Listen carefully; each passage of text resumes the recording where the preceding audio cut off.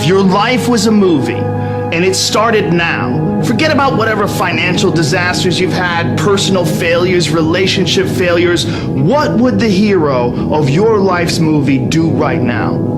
Do that. Do those things. We define ourselves far too often by our past failures. We look at our past and we say, well, that's me. That's not you. You are this person right now. You're the person who's learned from those failures, and you can choose to be the hero of your own movie right now. Write down your goals. Write down things you want to improve. Write down things you won't tolerate from yourself. Write down things that you've done in the past that you never want to see yourself do again.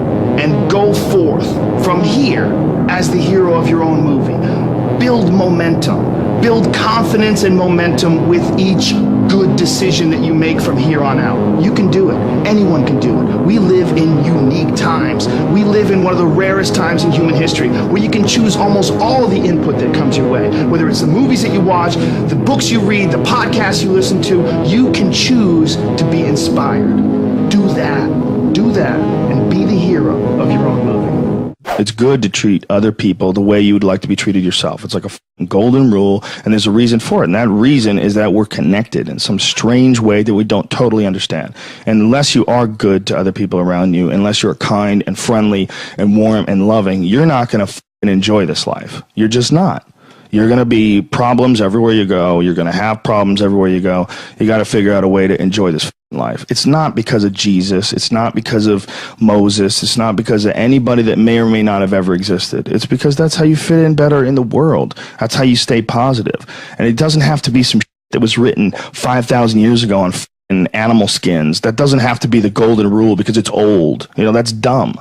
We need to figure out, like, now, today, what is, the best way to live your life? What is there's got to be ways you can be putting forward the most positive energy. I mean, we know objectively what's causing pollution. We know objectively what's causing birth defects, and we're taking in too much chemicals and not enough vitamins. We know objectively all this stuff. We know how to organize our world, and yet we don't do it. We know how to organize our health, and yet very few people do it. We know all these things. The right path to being a happy, healthy person is to do all the shit that we already know you're supposed to do.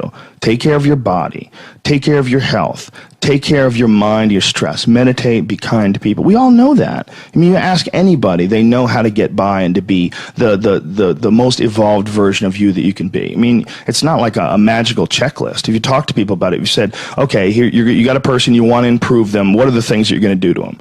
Okay, well, if I was a life coach, the first thing I would say is this guy's got to get on a diet that makes him healthy. I don't mean a diet just to lose weight. I mean just healthy foods in your body. Many vegetables. Vegetables, a lot of good quality protein, a lot of water. Stop the sodas. Stop the bullshit. Start working out your body and get a better sense of how this machine feels when it's moving, it's flowing better, there's less tension in it, your mind feels relaxed, and you enjoy every single moment of the day better. Step one, everybody knows that step, right? What's step two? Be cool to people. Be nice to as many people as you can. Smile at as many people as you can. Have them smile back at you. Tip well when you go to restaurants. Just do the most you can. Be as nice as you can, and just still manage to not have people walk all over you. Just get through this life as nice as you can. What else? Do what you want to do with your life, right? Don't go be doing something you don't enjoy. Don't do something don't get locked into, a car that you can't afford and doing something crazy because you need the money. Don't do that. Do what you want to do. Do what the is it that you really want to do? Because if someone else is doing it, you can do it. I mean, everybody makes their own path through this world, but a lot of people don't follow the path that they really feel pulled to. Just for whatever reason, they got negative programming. When they were kids, someone told them they couldn't do it, or told them to take the shortcut or take the shore route. That's a sad thing, man, when you talk to dudes, especially talented dudes, and they don't follow up with what they want to do, There's a bunch of people that will say, yeah, well, I have a family, so, it's a great idea for you to just go out there and go crazy. I have people to support. You need to listen. Stop saying that. Stop saying any of those things. Every single person who has ever done anything worthwhile or exceptional or difficult or extraordinary, anyone, whether it's great artists or authors or mathematicians or whatever it is, Everyone encounters difficulties. There is no easy road. It does not exist. It is impossible. Everyone has issues. If you have time to pursue a hobby, if you have time to do anything in your life, you can better yourself. And here's one way you never better yourself. When you come up with excuses for why other people are successful and you're not. That is dangerous. When you give yourself an escape. Yeah, well, that's easy for you to say. You know, you do this, you do. And trust me. Everybody has a hard road. I wanted to jump out a window several times during my young life. I wanted to jump in front of a train and just end it because it's too much pressure. Not really. But you know what I'm saying. Theoretically. We all go through hard times. We all go through depression. We all go through doubt and moments in your life where it's really difficult and you're trying to figure out what the your path is going to be. It's hard as shit. But Stefan and I were talking about this before the podcast starts, that is what makes you a person. And those difficult moments are what build your character. Show me a great man who's the son of a great man. You know, that's what we're saying. These kids that are born billionaires, you're never going to be a self-made person. You have a backup trust for your backup trust for your trust, and you're man. I'm fascinated by martial arts. I'm fascinated by comedy. I'm fascinated by many, many different things. I don't understand when people say they're bored. Because if I had the time to live 100 lives, I'd be speaking different languages. I'd be living in different countries. I would try a number of different careers, because I think there's a lot of unbelievably fascinating, puzzling, complex things that you could study in this world. That's just me and my personality, but that's a personality also that I've cultivated over years of challenges. Were you like that as a kid too? Well, I was involved in martial arts very early, and I think that is one of the things that motivated me to explore difficult tasks, because through difficult tasks you learn an incredible amount about yourself, and you through the fire of competition you get to understand motivation, you get to understand the resistance that you have inside your mind to doing hard work, you get to understand the rewards of discipline. Like, you don't truly appreciate relaxation unless you've worked hard, and that is the yin and the yang of life. And I've said this to the point of people getting sick of it, but one of the worst decisions a man can make, I can only speak for men, obviously, is to be comfortable. I don't think you should try to be comfortable. I think what you should try to do is try to earn comfort. And if you can get a day off where you've worked hard and you've accomplished goals, that day off will be so sweet. When I work hard and I sit in front of the TV, I enjoy the shit out of it. I put my feet up, I have a nice drink, you know, I enjoy my free time. Chairs that nids your back or something like that? I do have one of those. Do you really? Those are great. They're great, right? Yeah. I don't use it that much though, honestly. I'm more of a workaholic than I should be, probably. If the balance was, I probably should relax more than I do, but I never feel like I earned it. But that's part of the reason why when I do feel like I earned it, I can enjoy it.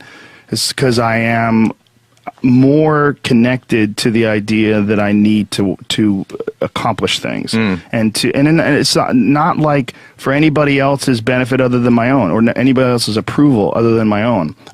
When I have a task, whether it's today I'm going to write 1,000 words, you know, or 2,000 or whatever the number is. If I don't do that, I write things down. Like, I'll write down a list of things that get accomplished that day.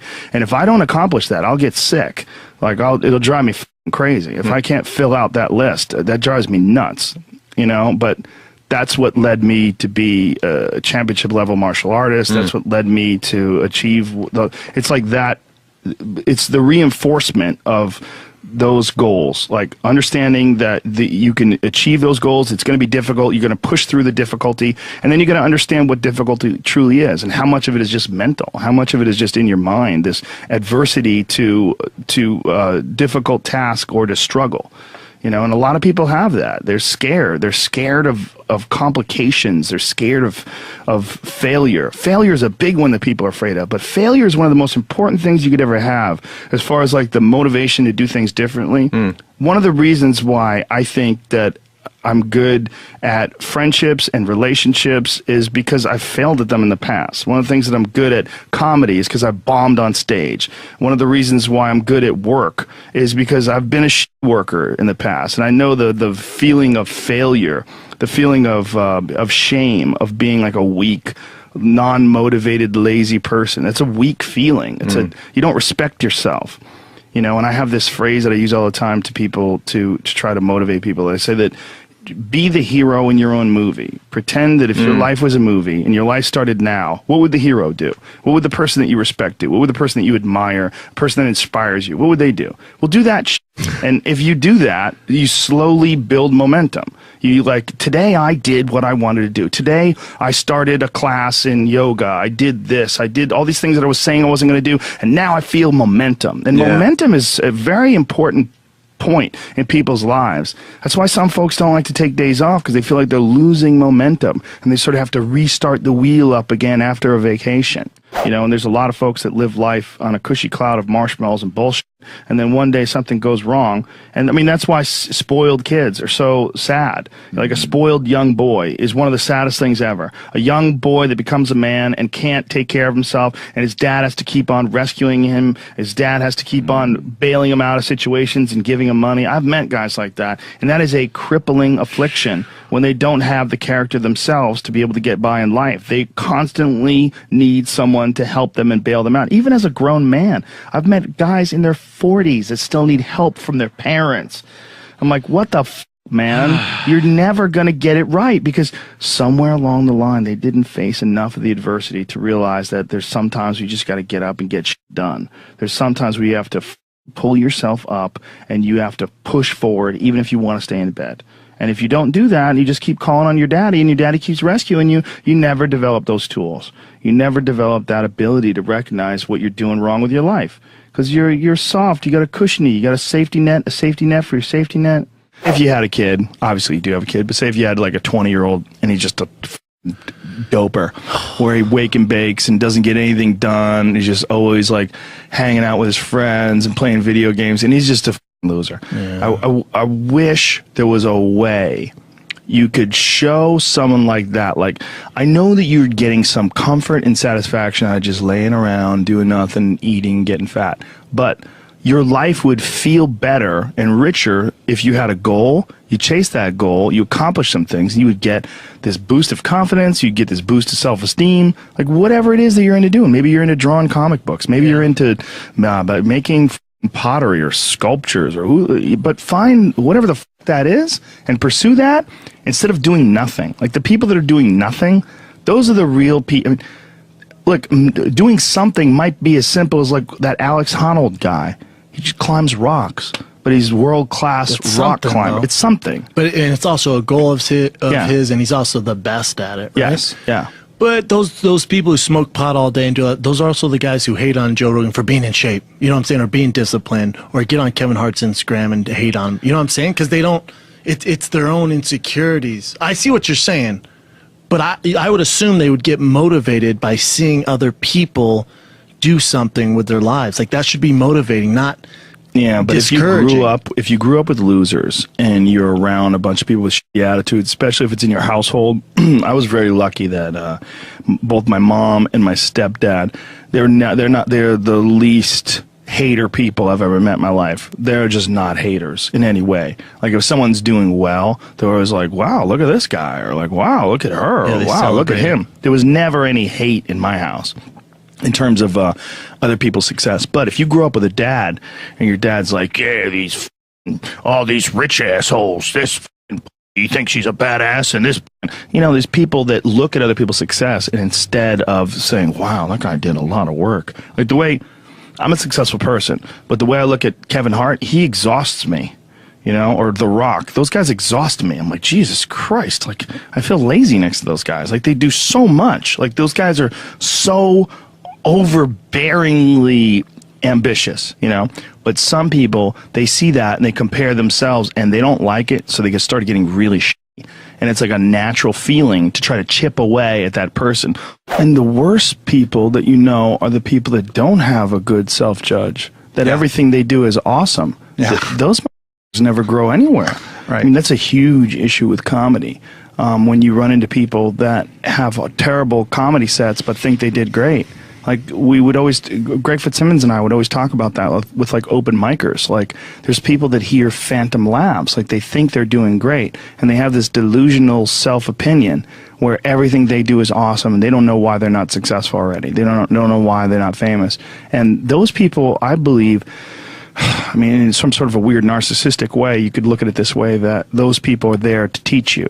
This is the consequences of not feeling that awful feeling when you fail. I was talking to Burr a couple weeks ago. He did a set at the Comedy Store, and I saw part of it. It was he was killing. And then I ran into him in the hallway, and I go, "Oh man, main room show was great, right?" And he goes, "Yeah, I f***ed up at the end though. I tried to hang in there too long, and the last bit bombed." Like he was just, it was rotten at him that the last bit. Like he goes, "I f***ing hung in there too long. I should have got off of the bit before that." Yeah. You know, like, but you know, when I was in there, he was f***ing killing. Yeah. You know, but that wasn't in his mind.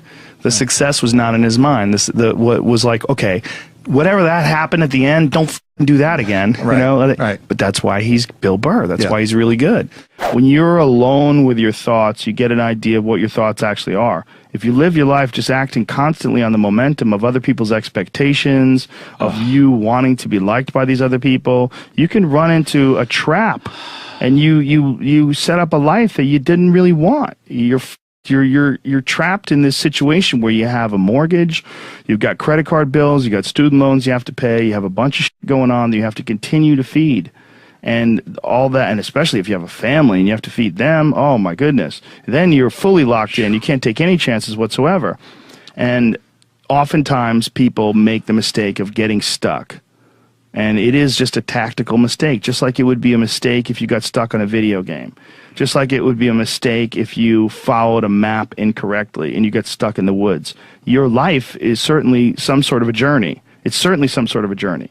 And we have to all be aware that when we're making journeys, we're not going to always make the right steps. And sometimes you have to back up and try again. And if you're in a position where you can't back up and try again, you've trapped yourself. And the system will set out honeypots for people to get trapped in. The system will set out the ideas of retirement, the ideas of the golden years, providing you benefits, providing you a healthy work environment. Why? Well, because they want people to work for them. They don't want people to realize their own dreams and escape. And that's a pain in the ass. So you got to hire more people and train them, and they want to set it up so that you stick around. Stick around in some sort of an unsatisfying world. It's up to you to see that video game problem, to see that issue as it comes up on the map. And no, I think this is a right turn. To see all the problems that could potentially lay in front of you and calculate your future. And then also look around at all the people that didn't do it and look at the misery that they're in and learn that you don't want to be like them. And then look at the people that have kind of taken chances and navigated their way. What did they do differently than you? What objectivity do they have that maybe you lack? What insight into their own mistakes are they willing to delve into that you're not, that you step back and you go, you know, I just don't want to look at myself that closely. But the person who's able to look at themselves the closest is going to get the more rational results. One of the things that's causing this funk that people are in is that we're living our lives, many of us at least, in these very unfulfilling ways, where you're going to this office with artificial light and you're doing something you don't want to do all day long, and then you get home and you're tired. And on top of that, you're eating shit. You're eating potato chips and you're drinking soda, and your body is just like, what in the f is this? We're supposed to be out in the fields. We're supposed to be walking up hills. We're supposed to be looking for animals or gathering vegetables. We're supposed to be doing all these things that our body's designed to do. We're supposed to be in nature. Yeah. And nature is like a medicine. Like it literally is a medicine to you. Like people that go, you don't have to go hunting. You don't have to go fishing. Just go hike, man. Just go hike up to the top of a mountain and look out. You know, there's a reward that you get from that is intensely, like, soul-filling. Mm-hmm. There's, like, something about, like, when I was in Colorado, and there was this this area of Boulder where you drive up one of these roads, and there was this area where you could park, and it was this incredible view, man. And these people just park and just go out there and just look. But you get there and you park and you go, because you would see, you're literally seeing the Continental Divide. These snow-capped mountains in July. Yeah. In July, it's covered with snow because those mountains don't give a perspective. One thing that we're an animal, but we're also the next stage of animals where we're aware of who we are and we contemplate our existence. And when you contemplate your existence and you're an intelligent life form, you should always be seeking to improve. If you're always seeking to improve, the thing that you look at is like, what has brought me the most positive results? So it's kindness, friendship, the connection with human beings on a very positive level, where you like build up like a trust, and you have warmth and friendship, and you root for each other, and you share in each other's bounty, and you build together. You know, that we all know inherently in our heads that kindness is like one of the best gifts you can bestow another human being, whether it's giving them food when they don't have any, or helping them out, or hooking them up, or doing something to help them, or being around them and complimenting them, whatever the it is. We know that inherently that feels great, and we know it. We know that that's the next. We have to figure out how to use our resources together so that we can be like that all the time. I think it's always about doing what you actually want to be doing with your life, as far as if you have an inner creative expression to get out. And there's a lot of people that always wanted to be singers, and they just, for whatever reason, never pursued it. Yeah. So they just sing around their house, and they always wonder what could have been if they just tried to be a singer. That's one form of, that could bum you out. That's one form of a roadblock in your life. The depressed feeling that you didn't try to reach your potential. You didn't go after what is intriguing to you. Like, we all have almost like a beacon that pulls us in a certain direction. For some people it's nursing, some people it's construction and architecture. Being a parent for some people. For us it was stand-up. Yeah. You know, it's really simple. Yeah. And it's like, there's something, the happiness that's involved in pursuing your inherent desires is unavoidable. I mean, it's not. It's unappreciated. It's underappreciated. People think, well, all you have to do is find a career. Yes, all you have to do is find a career. But I guarantee you there's one out there that you really, really want to do.